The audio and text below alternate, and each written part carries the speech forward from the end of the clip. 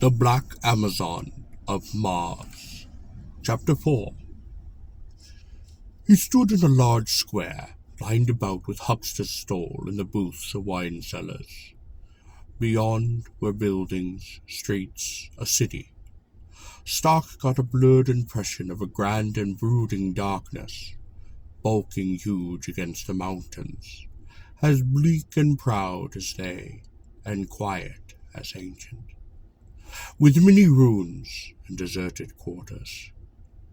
He was not sure how he had come there, but he was standing on his own feet, and someone was pouring sour wine into his mouth. He drank it greedily. There were people around him, jostling, chattering, demanding answers to their questions. A girl's voice said sharply, "Let him be. Can't you see he's hurt?"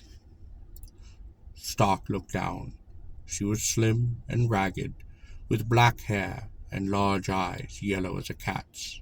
She held a leather bottle in her hands. She smiled at him and said, "I am Thanis. Will you drink more wine?" "I will," said Stark, and did, and then said, "Thank you, Thanis." He put his hand on her shoulder to steady himself. It was a supple shoulder, surprisingly strong. He liked the feel of it. The crowd was still churning around him, growing larger, and now he heard the tramp of military feet. A small detachment of men in light armor pushed their way through. A very young officer, whose breastplate hurt the eye with brightness, demanded to be told at once who Stark was and why he had come there. "No one crosses the moors in winter," he said, as though that in itself were a sign of evil intent.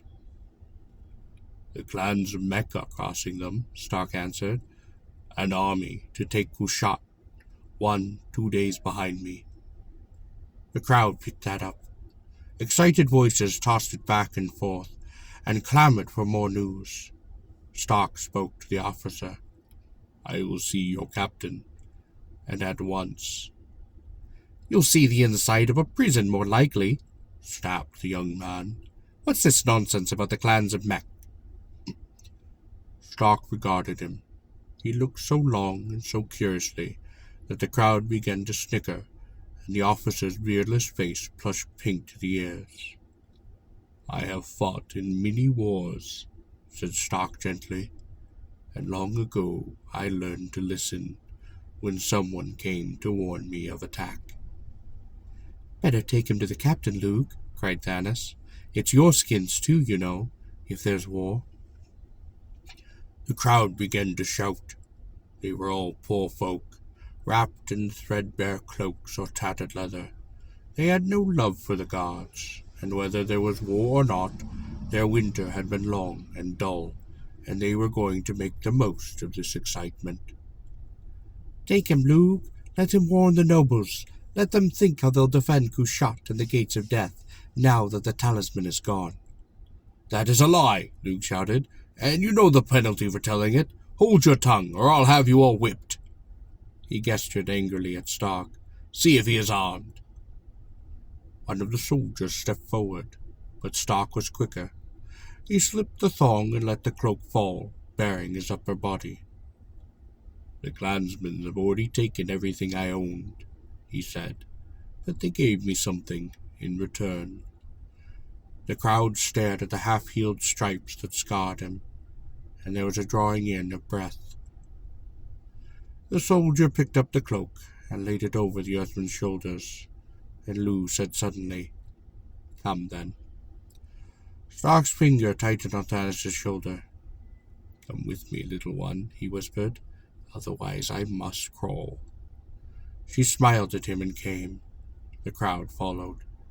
The captain of the guards was a fleshy man, with a smell of wine about him, and a face already crumbling apart through his hair was not yet grey. He sat in a squat tower above the square, and he observed Stark with no particular interest. "You had something to tell," said Luke. "Tell it." Stark told them, leaving out all mention of Kamar and the talisman. This was neither the time nor the man to hear that story. The captain listened to all he had to say about the gathering of the clans of Mech, and then sat studying him with a bleary shrewdness. You have proof of all this. These stripes, their leader Chiron ordered them laid upon himself. The captain sighed and leaned back. Any wandering band of hunters could have scourged you, he said. A nameless vagabond from the gods nowhere, and a lawless one at that, if I'm any judge of men. You probably deserved it. He reached for wine and smiled. Look you, stranger, in the Norlands, no one makes war in the winter, and no one ever heard of Chiron. If you hope for reward from the city, you overshot badly. The Lord Chiron, said Stark, grimly controlling his anger, will be battering at your gates within 2 days, and you will hear of him then. Perhaps you can wait for him in a cell, and you can leave Kushat with the first caravan after the thaw. We have enough rabble here without taking in more. Thanis caught Stark by the cloak and held him back. Sir, she said, as though it were an unclean word, I will vouch for the stranger. The captain glanced at her. You? Sir, I am a free citizen of Kushat.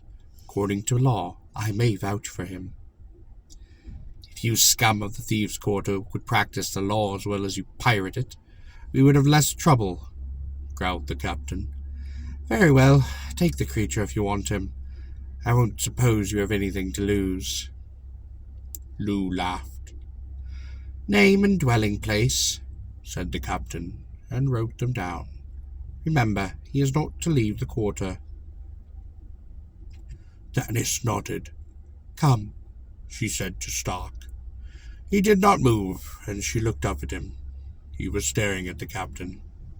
His beard had grown in these last days, and his face was still scarred by Thor's blows, and made wolfish with pain and fever. And now, out of this evil mask, his eyes were peering with a chill and terrible intensity at the soft-bellied man who sat and mocked him. Thanis laid her hand upon his rough cheek. Come, she said, come and rest. Gently, she turned his head. He blinked and swayed, and she took him round the waist and led him unprotesting to the door. There she paused, looking back. Sir, she said very meekly, news of this attack is being shouted through the quarter now. If it should come, and it were known that you had the warning and did not pass it on. She made an expressive gesture and went out. Lou glanced uneasily at the captain. She's right, sir. If by chance the man did tell the truth. The captain swore. Rot. A rogue's tale. And yet... He scowled indecisively, and then reached for parchment. After all, it's a simple thing. Write it up, pass it on. Let the nobles do the worrying. His pen began to scratch. Thanis took Stark by steep and narrow ways, darkling now in the afterglow, where the city climbed and fell again over the uneven rock. Stark was aware of the heavy smells of spices and unfamiliar foods, and the musky undertones of a million generations swarmed together to spawn and die in these crowded catacombs of slate and stone. There was a house, blending into other houses. Close under the loom of the great wall, there was a flight of steps, hollowed deep with use, twisting crazily around outer corners. There was a low room, and a slender man named Balin, vaguely glimpsed, who said he was Thanis' brother. There was a bed of skins and woven cloths. Stark slept. Hands and voices called him back, strong hands shaking him, urgent voices. He started up growling, like an animal suddenly awake, still lost in the dark mists of exhaustion. Balin swore and caught his fingers away. What is this you brought home, Thanis? By the gods, it snapped at me. Thanis ignored him. Stark, she said. Stark, listen. Men are coming. Soldiers. They will question you. Do you hear me? Stark spoke heavily. I hear. Do not speak of Kamar. Stark got to his feet, and Balin spoke hastily. Peace. The thing is safe. I would not steal a death warrant.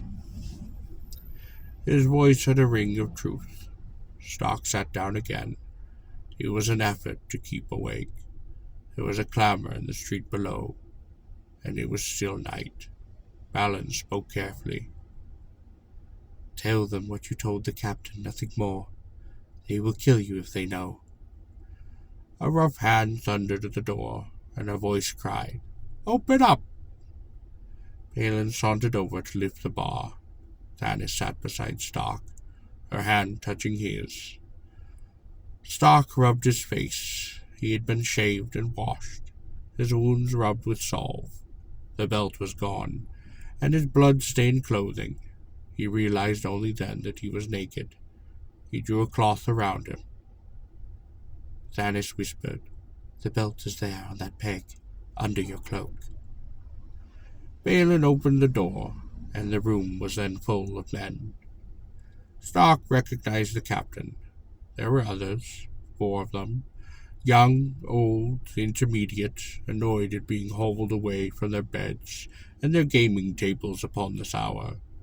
The 6th man wore the jeweled cuirass of a noble. He had a nice, kind face, gray hair, mild eyes, soft cheeks, a fine man, but ludicrous in the trappings of a soldier. Is this the man? He asked, and the captain nodded. Yes. It was his turn to say, sir. Balin brought a chair. He had a fine flourish about him. He wore crimson jewel in his left ear, and every line of him was quick and sensitive, instinct with mockery. His eyes were brightly cynical, and a face worn lean with years of merry sinning. Stark liked him. He was a civilized man. They all were, the noble, the captain, the lot of them. So civilized that the origins of their culture were forgotten half an age before the first clay brick was laid in Babylon. Too civilized, Stark thought. Beasts had drawn their fangs and cut their claws. He thought of the wild clansmen coming fast across the snow, and felt pity for the men of Kushat. The noble sat down. This is a strange tale you bring, wanderer. I would hear it from your own lips. Stark told it. He spoke slowly, watching every word, cursing the weariness that fogged at his brain. The noble, who was called Rogaine, asked him questions. Where was the camp? How many men? What were the exact words of the Lord Chiron? Who was he? Stark answered back with meticulous care. Rogaine sat for some time lost in thought. He seemed worried and upset, one hand playing aimlessly with the hilt of his sword, a scholar's hand, without a callus upon it. There is one more thing, said Rogan. What business had you on the moors in winter? Stark smiled. I am a wanderer by profession. Outlaw? Asked the captain, and Stark shrugged. Mercenary is a kinder word. Rogaine studied the pattern of stripes on the earthman's dark skin. Why did the Lord Chiron, so cold, order you scourged? I had thrashed one of his chieftains. Rogaine sighed and rose. He stood regarding Stark from under brooding brows, and at length he spoke. It is a wild tale. I can't believe it. And yet, why should you lie? He paused, as though hoping that Stark would answer that and relieve him of the worry. Stark yawned. The tale is easily proved. Simply wait a day or two. I will arm the city, said Rogaine. I dare not do otherwise, but I will tell you this. An astonishing, unpleasant look came into his eyes. If the attack does not come, if you have set a whole city by the ears for nothing, I will have you flayed alive, and your body tumbled over the wall for the Karen birds to feed upon. He strode out, taking his retinue with him. Balin smiled. He'll do it, too, he said, and dropped the bar back to place. Stark did not answer. He stared at Balin, and then at Thanos, and then at the bolt hanging upon the peg, in a curious blank and yet penetrating fashion, like an animal that thinks its own thoughts. He took a deep breath, then, as though he found the air clean of danger, he rolled over and went instantly to sleep. Balin lifted his shoulders expressively. He grinned at Thanos. Are you positive it's human? He's beautiful, said Thanos, and tucked the clothes around him. Hold your tongue. She continued to sit there, watching Stark's face as the slow dreams moved across it. Balin laughed. It was evening again when Stark awoke.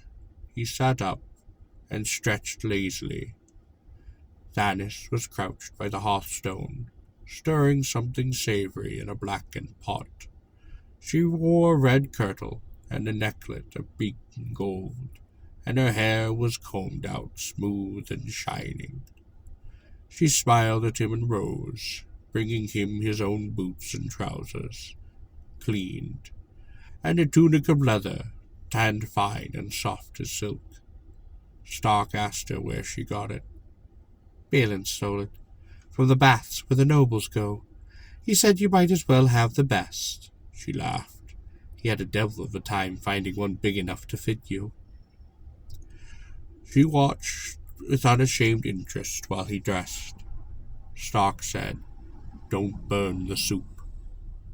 She put her tongue out at him. Better be proud of that fine hide while you have it, she said. There's no sign of attack. Stark was aware of sounds that had not been there before. The pacing of men on the wall above the house, the calling of the watch. Kushat was now armed and ready, and his time was running out. He hoped that Chiron had not been delayed upon the moors. Thanos spoke. Should I explain about the belt? When Balin addressed you, he saw Kamar's name scratched on the inside of the boss, and he can open a lizard's egg without harming the shell. What about you? Asked Stark. She flexed her supple fingers. I do well enough. Balin came in. He had been seeking news, but there was little to be had. The soldiers are grumbling about a false alarm, he said. The people are excited, but more as though they were playing a game. Kushat has not fought a war for centuries. He sighed. The pity of it is, Stark, I believe your story, and I'm afraid. Thanos handed him a steaming bow. Here, employ your tongue with this. Afraid indeed. Have you forgotten the wall? No one has carried it since the city was built. Let them attack. Stark was amused. For a child, you know much concerning war. I knew enough to save your skin, she flared, and Balin smiled. She has you there, Stark. And speaking of skins, he glanced up at the belt. Or better, speaking of talismans, which we were not, how did you come by it? Stark told him. He had a sin in his soul, did Kamar, and he was my friend. Balin looked at him with deep respect. You were a fool, he said. Look you, the thing has returned to Kushat. Your promise is kept. There's nothing for you here but danger, and were I you, I would not wait to be flayed or slain, or taken in a quarrel that is not yours." "Ah," said Stark softly, "but it is mine. The Lord Chiron made it so." He too glanced at the belt. What of the talisman? "Return it where it come from," Anna said. "My brother is a better thief than Kamar. He can certainly do that." "No," said Balin with surprising force. "We will keep it, Stark and I. Whether it has power I do not know, but if it has, I think Kushat will need it, and in strong hands." Stark spoke somberly. "Oh, it has power, the talisman. Whether for good or evil, I don't know." They looked at him, startled, but a touch of awe seemed to repress their curiosity. He could not tell them. He was somehow reluctant to tell anyone of the dark vision of what lay beyond the gates of death, which the talisman of Ban Craw had lent him. Balin stood up. "Well, for good or evil, at least the sacred relic of Ban Craw has come home." He yawned. "I am going to bed. Will you come, Thanis, or will you stay and quarrel with our guest?" "I will stay," she said, "and quarrel." "Ah, well," Balin sighed puckishly. "Good night." He vanished into an inner room. Stark looked at Thanis. She had a warm mouth. Her eyes were beautiful and full of light. He smiled, holding out his hand. The night wore on, and Stark lay drowsing. Thanis had opened the curtains. Wind and moonlight swept together into the room, and she stood leaning upon the sill above the slumbering city. The smile that lingered in the corners of her mouth was sad and far away, and so very tender. Stark stirred uneasily, making small sounds upon his throat. His motions grew violent. Thanis crossed the room and touched him. Instantly he was awake. "Animal," she spoke softly, "you dream." Stark shook his head. His eyes were still clouded, though not with sleep. "Blood," he said, "heavy, in the wind." "I smell nothing but the dawn," she said, and laughed. Stark rose. "Get Balin. I am going up on the wall." She did not know him now. "What is it, Stark? What's wrong?" "Get Balin." Suddenly it seemed that the room stifled him.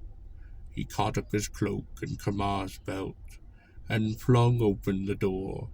Standing on the narrow steps outside, the moonlight caught in his eyes, pale as frost fire. Thanis shivered. Balin joined her without being cold. He too had slept but lightly. Together they followed Stark up the rough-cut stair, which led to the top of the wall. He looked southward, where the plain ran down from the mountains and spread away below Kushat. Nothing moved out there. Nothing marred the empty whiteness. But Stark spoke. "They will attack at dawn."